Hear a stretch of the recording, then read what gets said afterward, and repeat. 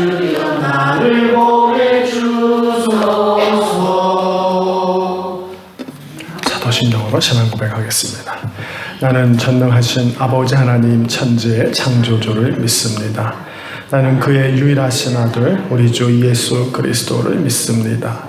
그는 성령으로 잉태되어 동정녀 마리아에게서 나시고 본디오 빌라도에게 고난을 받아 십자가에 못 박혀 죽으시고 장사된 지 사흘 만에 죽은 자 가운데서 다시 살아나셨으며 하늘에 오르시어 전능하신 아버지 하나님 우편에 앉아 계시다가 거기로부터 살아있는 자와 죽은 자를 심판하러 오십니다.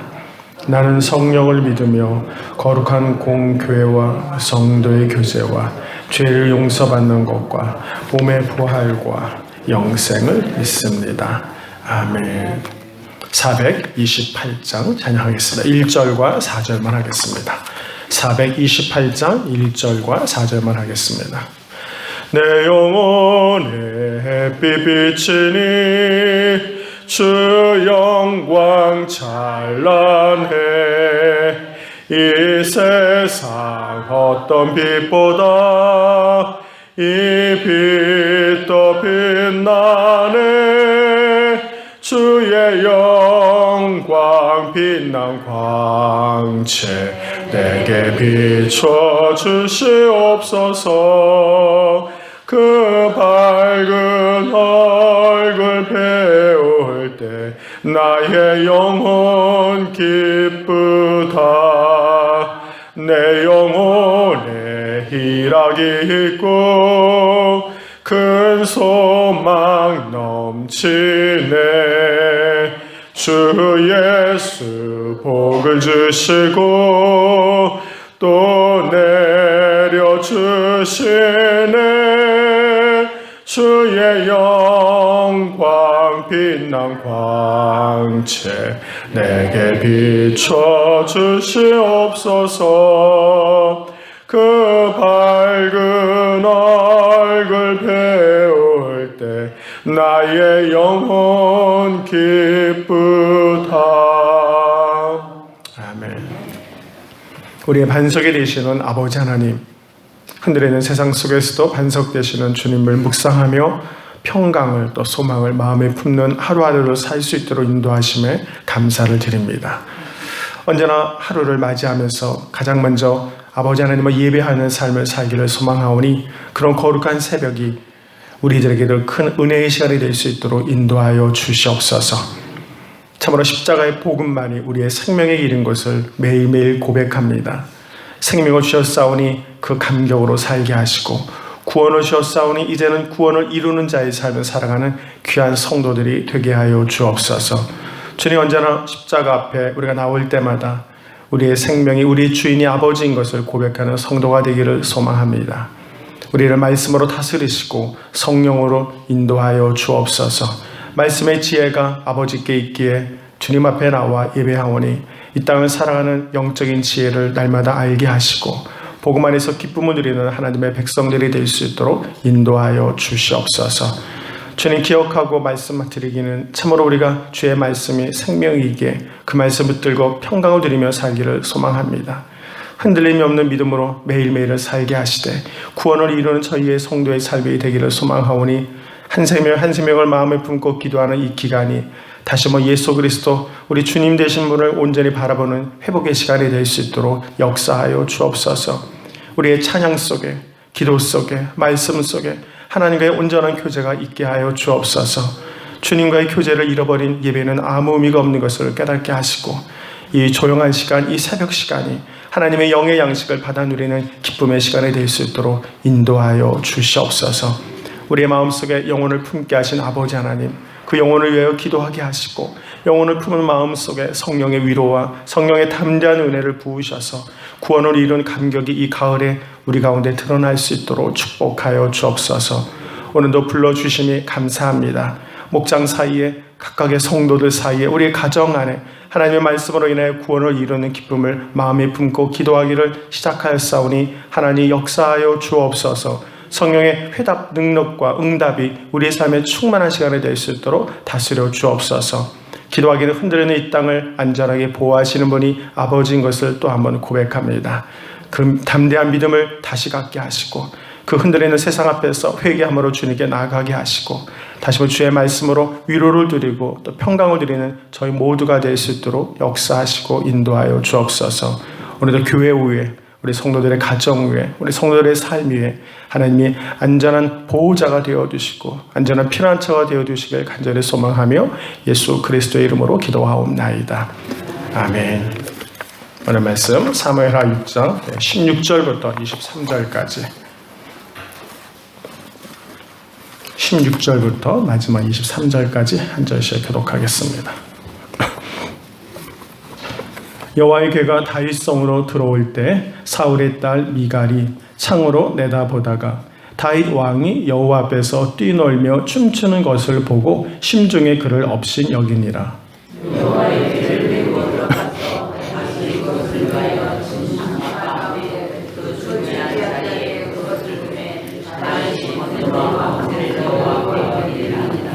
다윗이 번제와 화목제 드리기를 마치고 만군의 여호와의 이름으로 백성에게 축복하고 모든 백성이 모든 이스라엘 무리에게 남녀를 막론하고 평화와 함께한 조각과 모든 병동이 나눠주면 모든 백성이 각기 집으로 돌아가니라. 다윗이 자기의 가족에게 축복하러 돌아오매 사울의 딸 미갈이 나와서 다윗을 맞으며 이르되 이스라엘 왕이 오늘 어떻게 영화로우신지 방탕한 자가 염치 없이 자기의 몸을 드러내는 것처럼 오늘 그의 신복의 계집종의 눈앞에서 몸을 드러내셨도다 하니 다시 미갈에게 이르되 이는 여호와께서 하는 것이라. 그가 네 아버지와 그의 온 집을 버리시고 나를 가사 나를 여호와의 백성 이스라엘의 제사장으로 삼으셨으니 내가 여호와 앞에서 만드리라.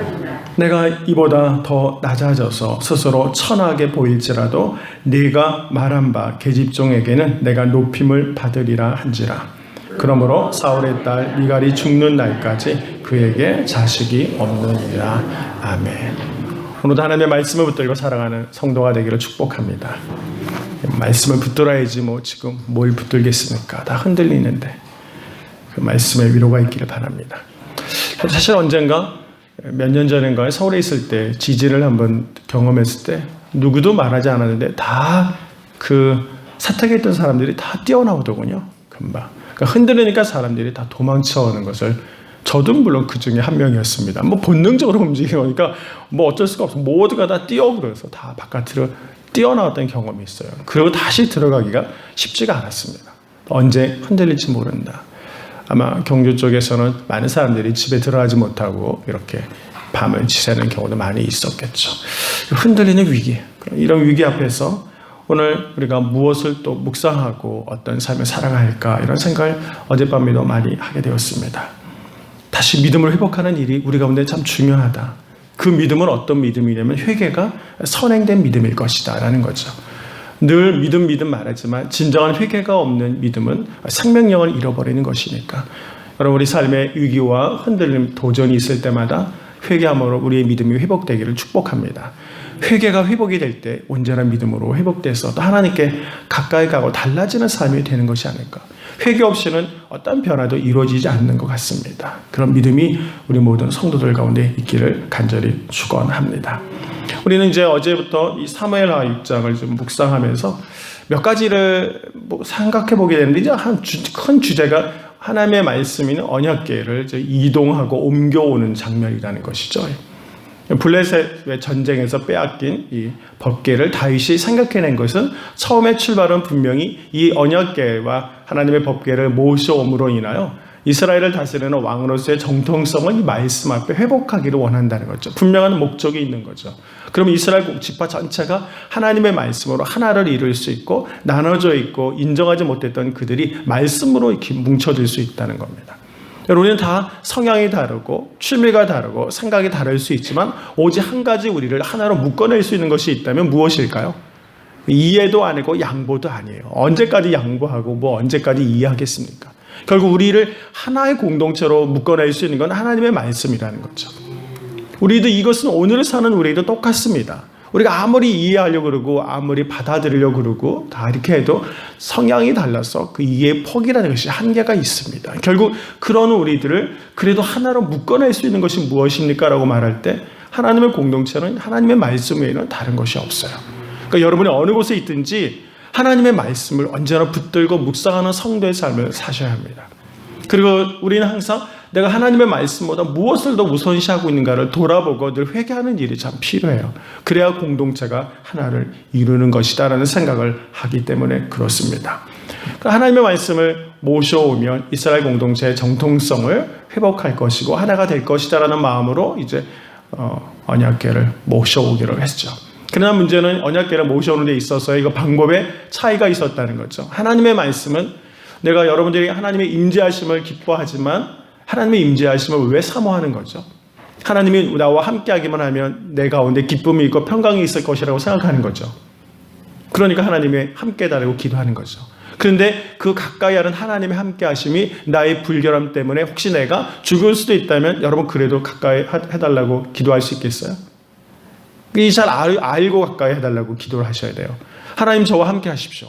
하나님 임재하심을 사모합니다 라고 기도하는데 그 하나님을 가까이 한다는 것이 나에게 언제나 좋은 일이 될까 하는 것을 질문해 보자는 얘기예요. 왜냐하면 우사의 이야기에서 그 언약궤가 우리의 방식, 자기들의 방식대로 좋은 수레에 잘 모셔가지고 오다가 떨어지자 우사는 그 언약궤를 얼른 손으로 붙잡았죠. 우리가 보기에는 당연한 행동처럼 보입니다. 하나님의 궤가 떨어져서 깨져 유리게 있는데 붙드는 것이 뭐가 나쁜 일입니까? 그러나 이제 우리는 그 묵상에서 우리의 방식으로 하나님을 우리가 보호하는 것이 아니다. 우리는 하나님 그분이 우리를 보호하시는 것이지 우리가 하나님을 보호하고 하나님을 지켜내는 것이 아니다. 우리가 보호받아야 할 존재다. 이건 하나님의 거룩성을 우리는 손댈 수 없다는 것입니다. 떨어진 자리에서 하나님의 권위가 사라지는 건가요? 이건 처음부터 하나님의 언약궤를 옮겨오는 방식에 대한 잘못된 선택이 사람들 가운데 있었다는 거죠. 그러니까 하나님의 말씀을 잘못 오해하고 있는 것이에요. 마음대로 다룰 수 있고 이렇게 하면 편리할 것이라는 생각이 하나님의 거룩성을 자꾸 침해하기 시작한다는 거죠. 하나님은 그것에 대해서 분노하시는 거죠. 그걸 받아들일 수 없는 것이 있다면 하나님은 죄인을 받아들일 수 없다는 거예요. 거룩하지 않은 것을 하나님은 당신의 임재 안에 붙들어둘 수 없다는 것이에요. 그러니까 사실 생각해보면 하나님이 함께하는 것이 죄인에게는 죽음을 의미하는 것입니다. 우리가 하나님의 함께하심 그분의 회복을 기도할 때마다 우리가 정결함으로 죄의 용서함으로 그러니까 예수 그리스도의 십자가의 보혈을 의지하지 않고는 그분 앞에 나갈 수가 없는 거죠. 그분 앞에 나올 수 있다는 건 우리의 정결함을 의미하는 것이 아니라 예수 그리스도의 공로를 의지하는 것이 믿음의 고백인 것입니다. 이런 과정 없이 자기의 생각으로 하나님을 대했을 때 그 임재 거룩하심 앞에 그런 죽음으로 결국 하나님 반응할 수밖에 없었다라는 걸 우리는 잊지 말라라는 거죠. 하나님을 성될 때마다 그런 믿음이 있기를 원합니다. 하나님을 두려워할 줄 알아야 한다는 거죠. 그러면서 이제 하나님이 복귀로 오는 것을 잠시 멈추고 오벳에돔의 집에 하나님의 말씀 언약궤가 좀 멈추고 있었습니다. 겁이 나니까 모셔올 수 없었죠. 그리고 오늘 이제 이렇게 생각해 봅니다. 그런데 소식이 들려왔습니다. 다시 그 오벳에돔의 집이 축복을 받게 되었다는 것입니다. 무엇 때문에요? 하나님의 언약궤를 모신 것 때문에 축복을 받게 됐다는 소식을 듣고 다시 모셔와야 되겠다는 생각을 하게 되는 것이 이제 오늘 말씀입니다. 하나님이 왜 오벳에돔의 집에 복을 주셨을까요? 물론 그 사람은 지금 여기 블레셋 족속 중에 한 사람입니다. 본문에서 등장하는 다윗의 이야기에서 블레셋 사람이 3번 등장해요. 첫 번째는 다윗이 죽인 골리앗 사람이 여기 가드 사람이죠. 블레셋 족속 중에서도 가드 사람인데 가드 사람. 또 다윗을 보호했던 그 아기스 왕도 가드 사람이에요. 기억나는지 모르시겠지만. 그리고 오늘 또 오벳에돔도 이 가드 사람 중에 한 사람입니다. 하나님은 블레셋 사람이라 그래서 이스라엘과 적이 되지만 블레셋 사람도 사용하신다는 하나님을 항상 잊지 마세요. 다윗에게 있어서 적과 같은 존재인 블레셋이라 그래서 하나님이 전혀 그를 구원의 역사에서 배제하고 있는 것이 아니에요. 하나님은 언제나 누구든지 사용하시고 하나님의 일을 이룰 수 있는 길을 하나님은 항상 열어주고 있다는 것이죠. 그래서 우리는 항상 방해하죠. 우리는 아니다라고 말하지만 하나님은 블레셋 같은 사람들도 사용하셔서 하나님의 일을 드러낼 수 있는 분이심을 잊지 말라는 것이죠. 마음을 여시고 길을 여시고 하나님의 임재하심 앞에 우리의 가족과 믿지 않는 자들도 여전히 하나님은 택하셔서 구원을 이루기를 원하시고 하나님 백성 삼기를 원하세요. 그러므로 구원받게 처음부터 있는 사람은 없어요. 여러분, 이 92명의 명단 중에 어떤 사람이 있어요? 오랫동안 전도해보려고 했지만 매번 블레싱 전도 축제 때마다 이름 적히는 사람이 있어요, 없어요? 솔직히 말해보세요. 있어요, 없어요? 대부분이잖아요. 하나님 올해도 적었습니다. 그런 고백으로 적어놓지 않았어요? 하나님 올해도 적긴 적었는데 모르겠습니다. 뭐 이런 마음으로 좀 적어놓은 인원이 저 안에 다 있을 것 아니에요. 그래도 감사한 것은 그 인원을 포기하지 않고 있는 여러분을 보면서 감사한 거예요. 물론 우리는 한 영혼을 구원해야죠. 이런 내가 아직도 올해도 포기하지 않았습니다, 하나님. 물론 어떻게 해야 할지 아직 모르겠습니다. 그러나 포기할 수 없는 사람이 이 인원 안에 있습니다. 이것이 우리의 고백이거든요. 그 한 사람 한 사람 볼 때마다 우리가 소망이 생기고 또 하나님께 기도하게 되는 거잖아요. 이제 다음 주부터는 목장이 찬양도 하고 예배 드릴 때 그 목장에서 적어놓은 이름을 가지고 이제 기도할 거예요. 이번 주는 이제 여러분들이 목장이 등장하지 않으니까 그냥 하는데 다음 주부터 목장이 등장하면 목장에서 그날 이렇게 적어놓은 이름을 붙들고 이제 기도하고 묵상할 것입니다. 그래서 저는 그러기 전에 여러분들에게 한 사람 한 사람이 누구인지를 좀 정보를 캐치하겠죠. 그리고 구체적으로 더 기도하는 시간을 갖기를 원하는 겁니다. 어쨌든 하나님은 블레셋 민족도 들어 사용할 수 있는 분이시니까 정말 하나님이 이 사람도 사용할 수 있나요? 이렇게 꽉 막힌 우리 남편도 하나님 구원할 수 있으세요? 라고 우리는 부정적으로 생각할지 모르겠지만 하나님은 여전히 그 가능성을 열어두고 계시고 능력 있는 분이세요. 그러니까 포기하지 마시고 더 기도하시고 구원을 이룰 수 있도록 하나님께 나아가는 우리 성도가 되기를 축복합니다. 오베데돔의 이 가정, 이 블레셋 사람의 가정이 축복을 받게 된 것은 다른 이유 없습니다. 그들이 하나님의 말씀을 모셨기 때문이에요. 하나님의 말씀을 가까이 하기만 해도 이렇게 복을 받는데 이것이 우리의 삶의 비결 아닙니까? 지금 복이라는 게 지금 당장 눈앞에만 있으면 복이죠. 생각해보면 좀 더 시간을 돌이켜보자고요. 한국을 돌이켜보고 우리의 가정을 돌이켜보십시오. 우리가 언제부터 좀 마음의 평강을 누리고 좀 삶을 이렇게 유지하며 살게 되었습니까? 믿음이라는 것은 여러분의 삶에 어떤 역할을 했죠? 내가 하나님의 말씀을 마음에 품고 기도하기 시작했을 때 우리 안에 어떤 변화들이 생기기 시작했습니까? 우리가 능력이 있어서 지금까지 살아온 것인가요? 하나님의 말씀에 모신 가정으로서 하나님이 주신 기쁨이 있고 평강이 있고 부흥이 그 안에 있었잖아요. 그러니까 하나님의 말씀을 우리의 가정에 모셔드리고 우리가 예배하면서부터 하나님이 우리 가정에 부어주시는 은혜가 얼마나 큰지 여러분 고백할 수 있잖아요. 이것이 하나님이 주시는 축복이에요. 우리가 예수를 믿고 섬기며 살아갈 때마다 하나님이 눈에 보이든 보이지 않든 주시는 너무나 큰 놀라운 것들이에요. 만약 이 새벽에 저는 하나님이 주신 은혜가 뭔지 모르겠습니다 라고 생각하는 사람은 아직 하나님을 잘 모르는 거죠. 하나님이 그동안 우리를 보호하시고 믿음의 삶을 살게 하시고 다스리시는 이 하나님의 역사가 얼마나 크냐라는 것이에요. 여러분, 하나님 말씀을 잘 모시고 믿음으로 살기를 간절히 축복합니다. 하나님의 말씀이 깃드는 곳에, 주님의 말씀이 선포되는 곳에 나아가서 하나님 이름을 붙들고 예배하는 곳에 하나님의 축복이 드러나는 것이에요. 하나님을 예배하는 곳에 축복이 있습니다. 이걸 놓치지 않기를 바랍니다. 하나님이 어디를 복 주시겠어요? 하나님의 이름을 높이고 예배하는 곳이죠. 그러니까 진정으로 하나님을 예배하는 곳에 하나님의 은혜가 있고 축복이 있는 곳이에요. 그러니까 말씀은 가능성이 없는 어떠한 삶의 공간에도 그 말씀이 들어가기만 하면 그것을 변화시키는 힘이 있습니다. 한국 사회도 이 말씀이 들어와서 우리를 변화시킨 거예요. 지금도 동남아시아권과 아프리카권 어떤 곳도 말씀이 들어가는 곳에 변화가 있어요. 어떤 공동체를 변화시키는 그만큼 영향력 있는 어떤 관념과 철학과 비전, 뭐가 있었죠? 하나님의 말씀보다 강력하게 사람을 변화시키고 삶의 환경을 변화시키고 가치관을 바꿔놓는 것이 무슨 것이 있었습니까? 물론 다 역사마다 변화시키는 힘의 모멘트는 다 있었지만 복음과 메시지만큼 우리를 변화시키는 능력이 어디 있었냐는 거죠. 한국 사회에서 복음의 영향력과 변화의 능력만큼 강력한 것이 어디 있었냐는 것입니다. 그런 면에서 하나님의 말씀은 나 개인을 변화시킬 것뿐만이 아니라 우리의 가정도 변화시키고 이 나라도 변화시키는 능력이 됨을 더 믿으시길 축복합니다. 그러니까 믿음 안에 거해야 합니다. 그리고 이제부터 우리의 가정이 믿음을 더 지키는 가정이 되도록 더 기도하셔야 합니다. 그 안에 하나님의 계획과 변화들이 그 안에 있기 때문에요. 그러니까 예배를 더 중요시 여겨야 합니다.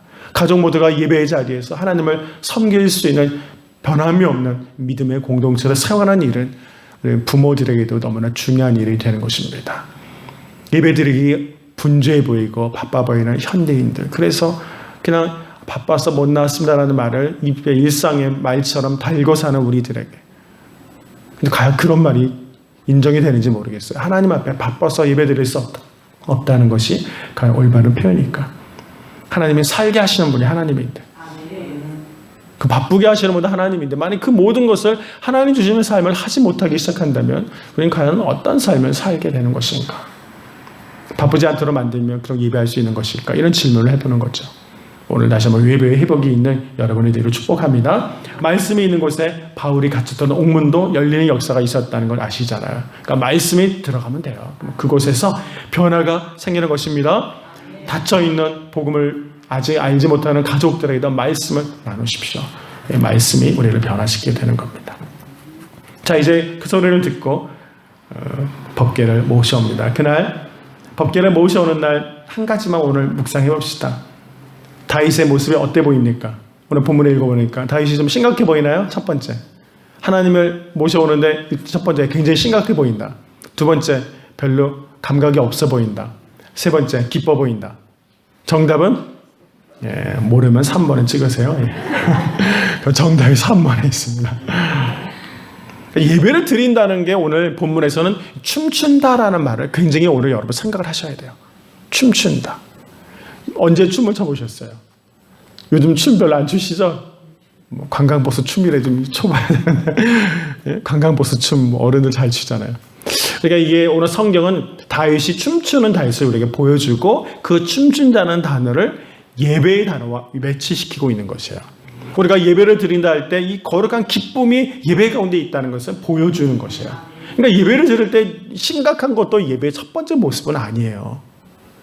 예배를 드릴 때 무표정하다, 무감각하다, 이건 예배의 자아의 모습이 될 수 없어요. 오늘 여기 보세요. 우사라든가 미갈이라든가 이런 사람, 우사 3명이 등장하는 거예요. 오늘 예배 자리에. 이것이 오늘 예배라면 여기 다윗이 있고 우사가 있고 미갈이 있습니다. 미안하지만 다윗은 살았고 우사와 미갈은 죽었습니다. 하나님의 예배를 어떻게 드리냐에 따라서 제대로 예배를 드린 자는 생명을 얻고 제대로 예배를 드리지 못하는 사람은 죽고 불임을 당하고, 생명이 없는 거에 소망의 두 종류를 얻게 되었다는 것이죠. 결국 오늘 본문의 말씀은 예배를 바르게 드리는 곳에 생명이 있고 예배를 바르게 드리지 못하는 곳에 죽음이 있다는 것이에요. 금방 죽든 천천히 죽든 하나님과의 온전한 예배를 회복하는 사람만이 영원한 생명을 얻게 된다는 걸 오늘 선포해주고 있는 중이에요. 이 본문을 예배의 중심으로 한번 잘 묵상해 보세요. 그러니까 이 사실을 아는 우리들은 예배를 드릴 때 어떠한 감격으로 예배를 드려야 되느냐. 미갈처럼 예배를 드려야 할까요? 팔짱을 끼고 드려봐. 이거 쯧쯧쯧. 새신머리 없게. 아무런 감동도 없이. 그건 예배가 아니거든요. 그런 예배는 죽음의 예배일 뿐이에요. 오늘 본문은 그걸 말하는 거예요. 단절의 예배예요. 하나님의 말씀을 듣고도 생명을 얻지 못하는 자는 죽어가고 있는 중이에요. 하나님은 생명을 주시려고 예배의 말씀의 자리에 우리를 부르시는데 죽고 있는 거예요. 예배 중에. 지금 당장 안 죽었다고 살아있는 것처럼 느끼지만 서서히 죽고 있는 중이에요. 예배는 우리를 살리는 것이에요. 그러니까 여러분, 하나님의 예배 가운데 여러분의 기쁨으로 나가지 못하게 하는 그 모든 것을 여러분 잘 들여다보세요. 무엇이 나의 기쁨을 방해하고 있는가요? 그 여러분의 그 교만함을 내려놓지 않으면 기쁨을 얻을 수가 없어요. 미갈이 보세요. 사울의 딸 미갈이 얼마나 교만해요. 다윗을 언제나 내려다보고요. 무시하고 있거든요. 사울은 항상 다윗을 좀 무시했어요. 목동 주제 나랑 잘 결혼해가지고 자기가 뭐 이렇게 생각하고 있는 중이에요. 미갈의 마음이 한 번도 다윗을 존중해 본 마음이 별로 없어요. 그러니까 그런 열려있지 못하는 마음을 가지고 어떻게 하나님을 예배할 수 있겠습니까? 그런 면에서 우리의 예배를 방해하는 요소는 우리 안에 있는 것이지 바깥에 있는 것이 아니에요. 개인의 예배의 방해 요소를 밖에서 자꾸 찾지를 마세요. 하나님의 온전한 말씀을 온전히 듣지 못하고 은혜 받지 못하는 요소는 다른 데 있는 것이 아니라 내 안에 있는 교만이에요. 하나님을 온전히 알지 못하고 방해하는 요소는 우리 안에 있는 것이에요. 그것을 하나님을 가까이 하고 그것을 버리는 것이에요. 하나님을 가까이 하는 것은 다른 것이 아니라 기쁨을 얻지 못하게 하는 요소들을 내가 찾아보고 그걸 내려놓는 것이 예배의 회복이고 하나님을 가까이 하는 것이라는 것을 알게 됩니다. 제가 아주 오래전에 이제 DTS 훈련을 받은 저희 서울에 있을 때 교회에서 예배 하시는 이제 목사님이, 우리 전에 오셨던 목사님인데, 이 강의를 하고 나서 예배는 하나님께 춤추는 것입니다, 기쁨을 표현합시다라고 이렇게 했어요.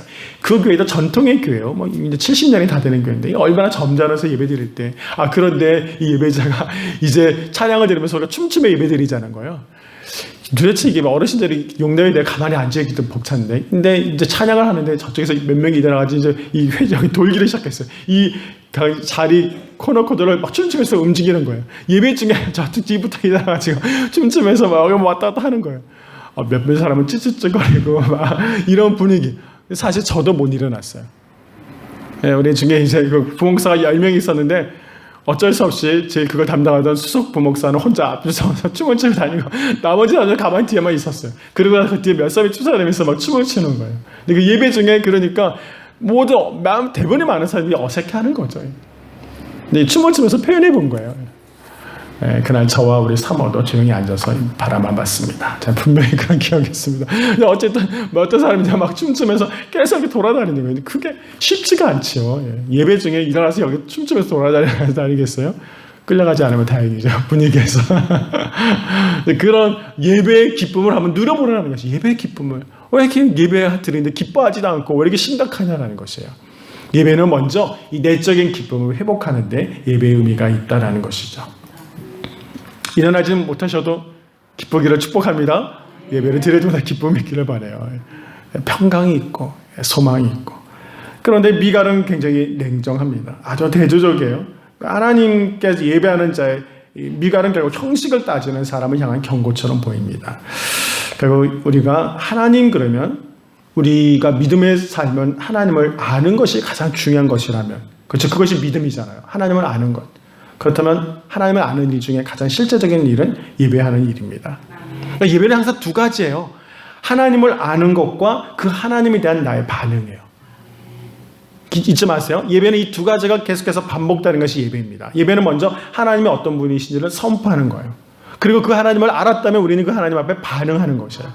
때로는 회개로 반응하고, 때로는 눈물로 반응하고, 때로는 춤과 기쁨으로 반응하는 것이에요. 이것은 예배가 반드시 갖춰야 할 요소입니다. 자, 오늘 보십시오. 하나님 먼저, 언약궤는 하나님의 계시를 의미해요. 언약궤 안에 지금 여기 안에 뭐가 들어있죠? 뭐가 들어있었어요? 세 가지를 생각해 보세요. 지팡이 있었죠. 이 아론의 쌍난 지팡이, 이 지팡이는 뭘 의미하는 거죠? 이건 구원을 의미하는 거예요. 홍해를 건너서 하나님이 세우신 구원의 역사가 이 지팡이 안에 들어있는 거죠. 하나님의 계시는 우리를 구원하시는 하나님의 말씀에 선포되잖아요. 여러분, 우리를 구원하는 능력이 어디 있습니까? 하나님의 말씀 앞에 있는 거잖아요. 하나님의 말씀을 들을 때마다 나를 구원하시는 하나님을 경험하고 그 메시지를 받아들이는 것이에요. 예수 그리스도 앞에서 나의 죄를 고백하게 하고 나의 구원을 이루시는 아버지 하나님, 그 하나님의 구원의 감격 앞에 서는 것이에요. 나를 구원할 자가 누구입니까? 아버지 하나님이 있어요. 예수 안에서 나를 건지시는 주님을 말씀을 통하여, 계시를 통하여 우리가 고백하는 것이에요. 그리고 또 뭐가 있죠? 말씀이 있잖아요. 계명이, 돌판이 있잖아요. 그 하나님 말씀을 주시는 말씀에 메시지를 받아들이고, 또 거기에 만나가 담긴 항아리가 들어있네요. 하나님의 인도하심이 있다는 거예요. 그러니까 결국은 우리가 예배를 드릴 때마다 하나님의 말씀을 선포하고 계시를 받아들이는데, 그 계시는 나를 구원하시는 하나님, 나를 구원하시고 나를 인도하시는 하나님, 물론 그 법궤 위에 속죄소처럼 나의 죄를 고백하는 하나님의 주권을 우리는 받아들이고 계시 앞에 하나님을 인정하는 것이 예배의 첫 번째 자리인 것입니다. 이렇게 말씀을 통하여 그 하나님을 내가 경험했다면, 이스라엘 백성들에게 이 구체적인 그 법궤를 받아들였다는 것은 이미 그 법궤 안에 하나님의 다스림이 그대로 드러나 있으니까, 우리 백성과 함께 했던 하나님이 이 법궤 안에 그대로 있잖아요. 그냥 관념과 추상이 아니라 이 법궤 안에는 이스라엘 백성을 애굽으로부터 구원해내신 하나님의 역사가 이 법궤 안에 그대로 들어있는 것이에요. 그래서 누구든지 법궤를 눈으로 보기만 하면 하나님이 우리를 실제적으로 구원을 이루신 것을 보게 되는 거예요. 여러분, 그 이스라엘 백성들에게 이 법궤와 예배와 제사는 하나님이 우리의 구원을 이루신 그분으로서의 그 역사가 그대로 이 안에 있는 것이에요. 그냥 우리와 관련 없는 어떤 엉뚱한 이야기가 들어있는 것이 아니라 이 백성을 애굽에서 구원하시고 먹이시고 인도하시고 이끌어주신 하나님의 말씀이 그대로 여기 들어있는 것이잖아요. 그걸 눈으로 보는 것이에요. 놀라운 거죠. 근데 우리는 지금 그 법궤를 말씀으로 보는 것뿐이에요. 그러니까 이스라엘 백성들은 그 법궤를 눈으로 보고 경험했다는 것이에요. 그러니까 이걸 본 이스라엘 백성들의 경험은 구체적인 것이죠. 우리도 그래서 하나님을 만날 때, 예배를 드릴 때마다 구체적으로 하나님을 경험하는 것이 되게 필요한 것이에요. 말씀 앞에 나라가 그냥 먼 나라, 동화의 이야기가 아니라 구체적으로 하나님을 경험하는 거예요. 그래서 하나님의 임재하심을 우리가 회복하고 원하는 것이죠. 이렇게 하나님의 계시를 알게 됐다면 그 다음에 우리의 반응은 가만히 있을 수 없습니다. 그렇게 나를 구원하시고 인도하시고 말씀하신 하나님 앞에 우리가 침묵하며 팔짱을 끼고 있을 수 없어요. 그 하나님 앞에 졸음으로 응답할 수도 없고 말씀을 받아들이지 못하고 불편한 자리로 앉아 있을 수 없다는 것. 그건 예배자가 아니에요. 그는 지금 죽어 있는 것뿐이에요. 이런 하나님의 계시의 말씀을 들었다면 우리의 반응은 회개하는 것으로, 감사하는 것으로, 고백으로 드러나야 하는 것이에요. 이런 예배가 없는 사람은 그 예배에 죽어 있는 예배자예요. 여러분, 우리가 하나님 말씀 앞에 이런 감격이 있는 것이에요. 말씀을 들을 때마다 나를 구원하시고 인도하시고 먹이시는 하나님의 역사를 보는 것이잖아요. 어떻게 우리가 반응하지 않을 수 없어요. 아멘으로, 감격으로, 뇌물로, 은혜로, 헌신으로 우리가 왜 반응을 못합니까? 그 하나님 앞에 감격인 거잖아요. 그 하나님의 계시와의 교제가 먼저 있으면 우리는 하나님의 반응하게 됩니다. 오늘 세 사람의 반응이 다윗과 우사와 미갈의 반응이에요. 이 다윗의 반응은 우리가 하나님이 원하시는 반응이에요. 춤추며 기뻐하는 반응자가 되라는 것입니다. 그러나 우사와 미갈은 부정적인 반응입니다. 그들은 예배를 드리는 상황에 있으면서도 예배를 드리지 않는 자의 모습을 우리 가운데 보여주고 있는 겁니다. 우사는 예배 드리지 않고 그걸 성가신 일로 하고 있는 거죠. 그냥 종교적인 업무를 수행하고 있는 것뿐이에요. 그 예배를 드리는 것이 아니라 그냥 업무를 수행하고 있는 중이에요. 미갈은 어떻습니까? 그는 예배를 드리지 않고 비판적으로 예배를 관찰하고 있는 중이에요. 그녀는 겉으로 드러난 동작만 비판하고 있습니다. 예배를 드리는 자리에 참석하고도 예배를 드리지 않는 일이 우리 가운데도 이처럼 흔한 일이 지금 되고 있는 거예요. 예배를 구경 온 사람이 너무 많아요. 예배를 그토록 드리면서도 변화가 없어요. 기쁨이 없어요. 고집을 꺾질 않아요. 계속해서 교만해요. 그러니까 무슨 예배자입니까? 예배자가 아니죠. 예배자는 하나님의 말씀을 듣고 변화가 있어야 되는데 변화가 없어요. 10년을 예배드려도 똑같아요.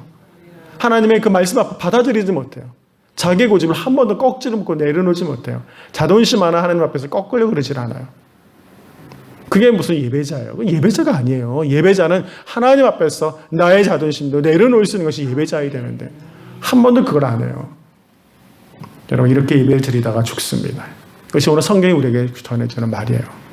이렇게 너희가 언제까지 예배 드릴 것이냐? 그러다가 생명을 잃게 된다고 말씀하는 거예요.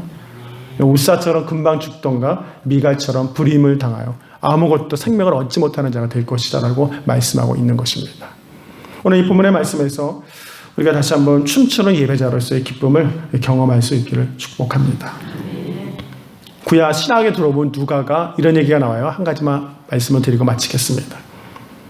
누가의 복음에 보면은 여기 다윗이 기뻐 춤추고 뛰놀았던 이야기가 한번 다시 되풀이되는 이야기가 나와요. 어디일까요? 어디서 보면은 이 뛰어노는 이야기가 신약성경에서 한번 회복될 수 있을까요?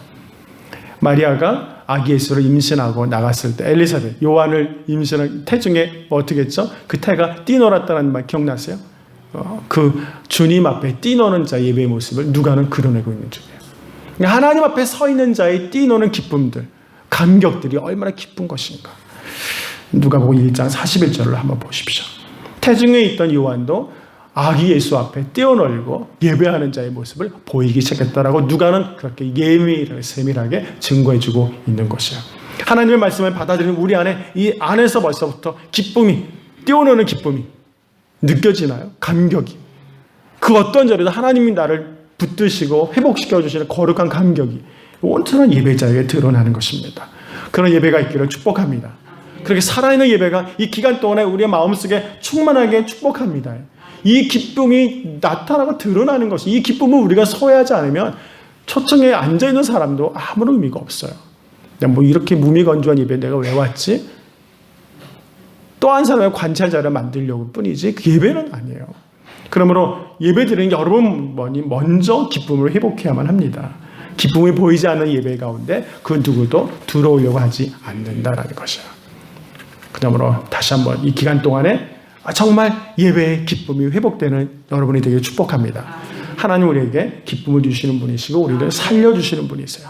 하나님이 기뻐하는 성도, 소망 있는 성도가 되기를 소망합니다. 오늘 하루 여러분의 기쁨이 있고 비록 이것저것 소문이 요즘 들려오는 소리가 참 두렵죠? 근심이 있죠. 그러나 하나님 말씀이 이때 더 붙드시고 여전히 회개하지 못한 것이 있으면 회개하시고 예배의 기쁨을 누리고 감격하는 저와 우리 모두 성도가 되기를 주님의 이름으로 간절히 축원합니다.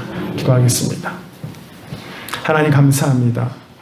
오늘도 주신 말씀으로 인하여 또 기쁨으로 주님 앞에 나아갑니다. 들려오는 소식은 두려움과 걱정과 근심과 무관심이지만 하나님 말씀 앞에 나온 저희들에게 하나님의 여전히 기쁨으로 위로자로 생명으로 다가와 주시니 감사합니다. 그런 거룩한 기쁨이 예배하는 우리들 가운데 저 깊은 곳으로부터 회복되는 기간이 될 수 있도록 축복하여 주옵소서.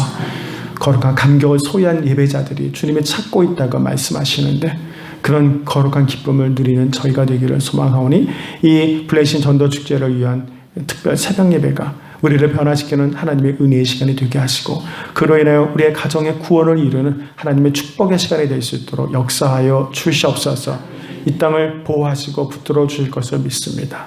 지금까지 함께하신 아버지 하나님의 사랑이 우리와 여전히 함께하고 있음을 믿습니다. 그런 거룩한 믿음을 가지고 오늘 하루도 살아가는 우리 귀한 성도들이 되게 하여 주시옵소서. 주께서 새 은총으로 역사하시고 함께하시길 원하며 예수 그리스도의 이름으로 기도하옵나이다. 아멘. 우리 모두 주님의 이름을 부르면서 함께 기도하겠습니다. 주여 주여 주여. 은혜로우신 아버지 하나님 감사합니다. 말씀하시고